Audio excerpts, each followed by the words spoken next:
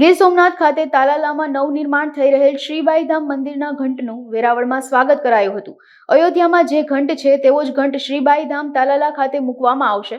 આ ઘંટને world book of રેકોર્ડમાં પણ સ્થાન મળી ચૂક્યું છે। પંચધાતુમાંથી બનાવેલ આ ભવ્ય અને દિવ્ય ઘંટનું ભાલપરાના સરપંચ વિક્રમ પટાટ સહિત આગેવાનોએ ભવ્ય સ્વાગત કર્યું હતું। આ ઘંટ માટે ગુજરાત તેમજ બહારના રાજ્યોમાંથી સોનું, ચાંદી, તાંબુ, પિત્તળ અને કાંસુ આવ્યું હતું અને ત્યારબાદ તેમાંથી 4000 કિલોનો ઘંટ તૈયાર કરવામાં આવ્યો હતો। કોકરભાઈ વાલજીભાઈ ઠાક છે।